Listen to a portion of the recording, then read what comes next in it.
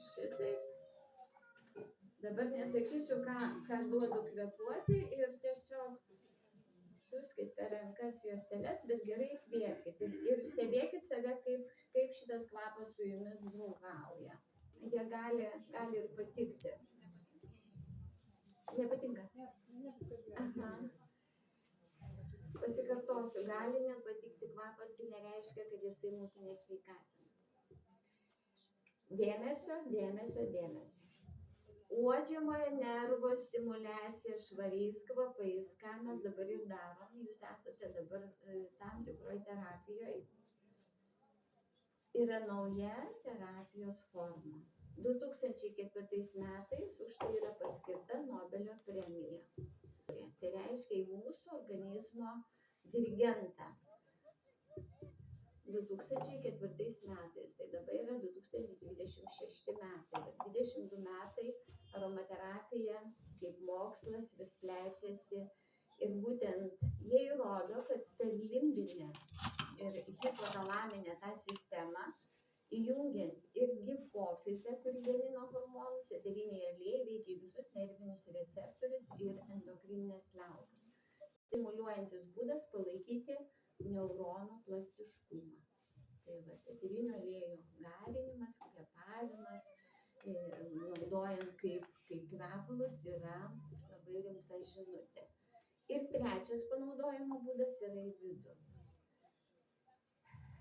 Į vidų pradėjo žmonės naudoti kaip mados reikalą, kad eteriniai aliejai yra vartojami į vidų.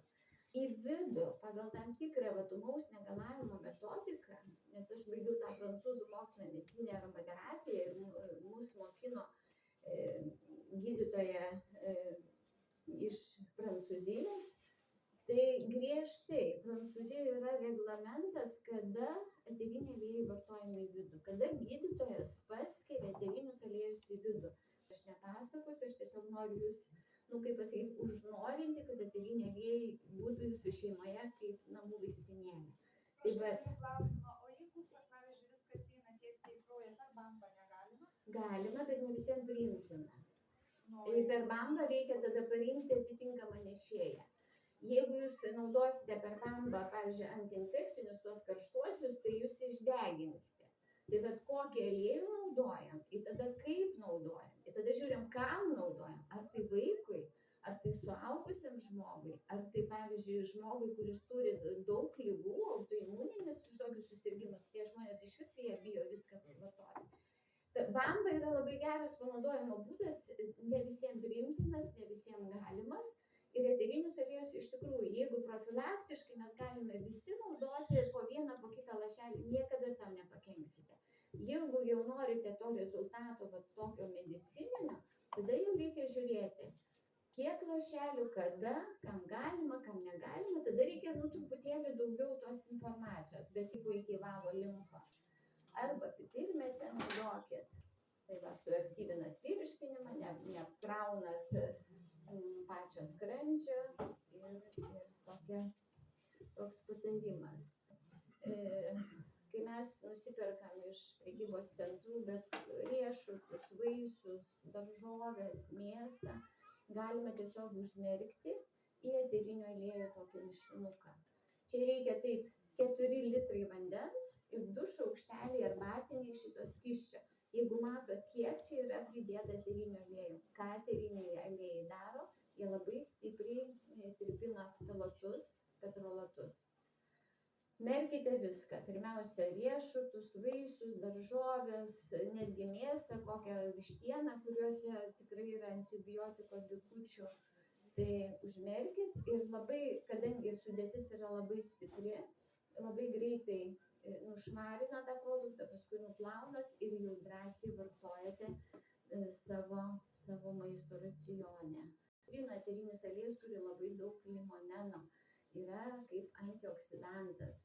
Ir dabar naujausi tyrimai yra iš Prancūzijos, žodžiu, kad tai yra ir taip pavartojat, padarot pertrauką ir vėl, ta prasme, tai nestebuklas. Vienas buteliukas niekada nesuveiks. Bet tai yra gyvenimo būdas. Pipirmėtė. Pažiūrėkit, kiek pipirmėtė gali spręsti problemų. Kvėpavimas kemšasi, pauostykit gerai, atsidaro visi kanalai. Skauda galva, pavargot prie kompo, pakvėpuokit.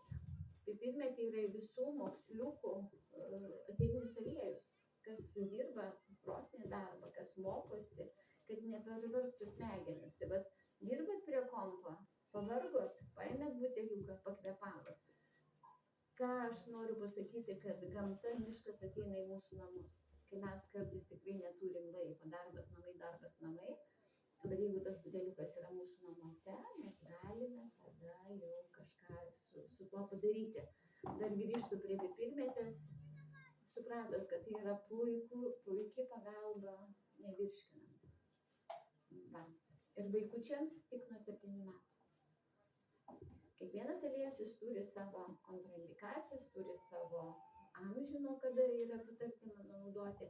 Tai čia ir yra ta saugi aromaterapija, kaip mes pradedam domėtis, kaip teisingai naudoti. Žodžiu, kaphos, tie stambesni žmonės, kurie kaupia įvairias gleives. Tai lyginant su pačiu augalu, eterinis aliejus yra labai švelnus. Tokio švelnumo. Taip jisai, žinokit, lengvai susivartoja. Tai vat jis skystina kraują, gerina atsikosėjimą, valo gleives nuo pykinimo, nuo rėmens. Nuo rėmens dar tinka ir citrinų eterinis aliejus. Vieną tikrai užsifiksuokit, nusifotografuokit, žinokit, kad yra toks eterinio aliejų mišinys. Jisai puikiai valo cheminius darinius. Rekomenduojamas po chemoterapijos, kas jau turi tą sunkią ligą, tą bėdą. Tai eterinių aliejų nevartojame gydymo metu, bet po to organizmui padėti išsivalyti, pastiprinti imunitetą yra būtina. Ir va būtent rekomendacija tokia, kad ir ten naudokite tonizuojančius. O tonizuoja visi citrusiniai eteriniai aliejai.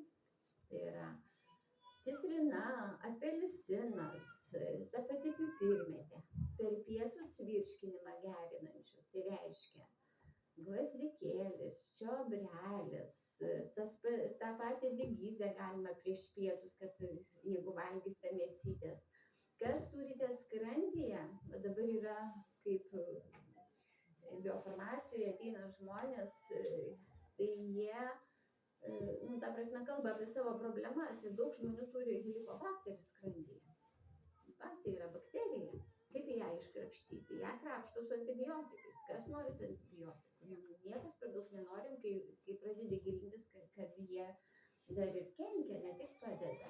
Paprasta, lengva ir jeigu nuosekliai vartojant, rezultatas visą laiką yra. Taip mes galime susimažinti vaistų, taip mes galime profilaktiškai veikti savo sveikatą, o vakare visi raminantis.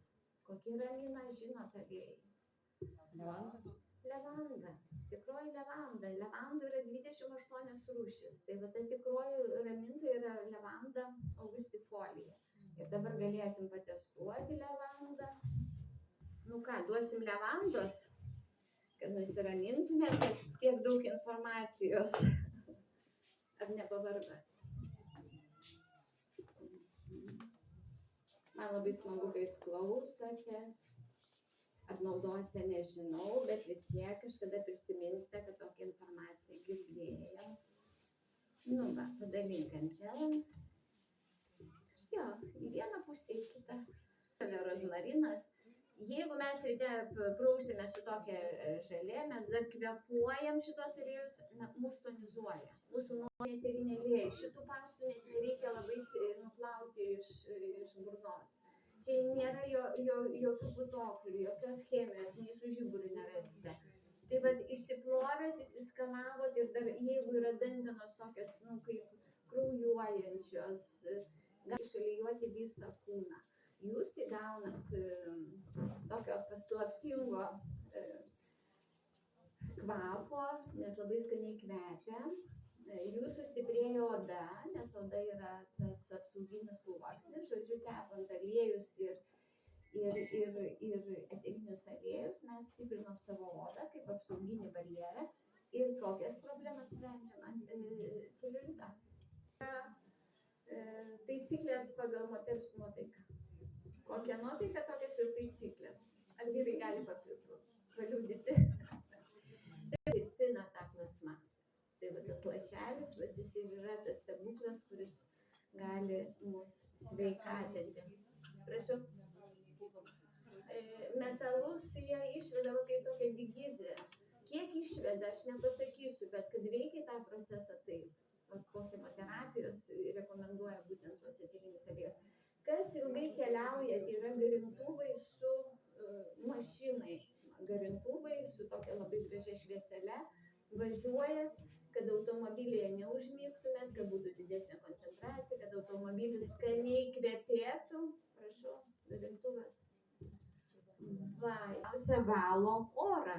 Tai pipirmėtė, rozmarinas, pušis. Pušis labai stipriai valo orą ir jeigu kalbėti apie pušį, pažiūrėkite, ten, kur yra pušynai, ten nėra virusų. Tai vat jeigu jūs garinsite namuose pušį, tai dvasiniai plotmėj padirbėti ir kvepintis. Kvėpuoti, dėkoti už tai, kad turit, prašykit, ko dar neturit ir būtent eteriniai aliejai tas mintis tiesiog greičiau nuneša į visatą. Patarimai dienai, kraują ir tinka prie onkologijos, prie įvairių autoimuninių ligų, žodžiu, tai yra maistinių medžiagų bomba.